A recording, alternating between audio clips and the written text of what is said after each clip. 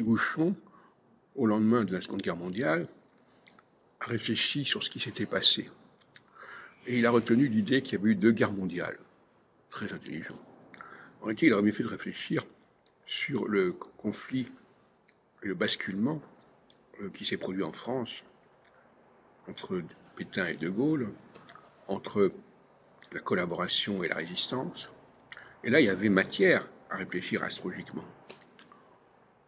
Parce que c'est un phénomène de société fondamental, qu'on retrouve d'ailleurs en 1871 avec Gambetta qui refuse l'armistice proposé par Jules Favre et par la suite par Adolphe Thiers avec les Allemands, avec Bismarck.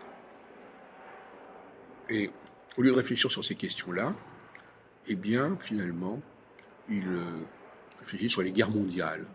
La Première Guerre mondiale, la Deuxième Guerre mondiale. Ça me paraît un peu limité.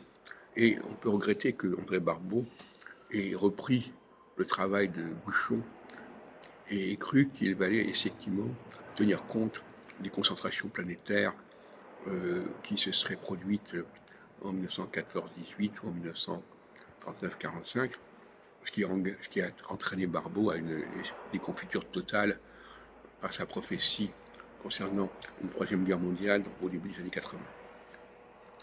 En réalité, aujourd'hui, nous avons une situation assez comparable à celle de 1940 et 1971, avec des configurations saturniennes comparables. Saturne est en Poisson.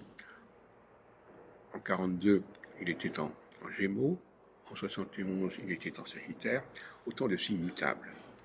Et les signes mutables, c'est un ressaisissement, c'est un sursaut face à une défaite annoncée, face à une volonté de renforcer le vainqueur et d'aller dans le camp du vainqueur.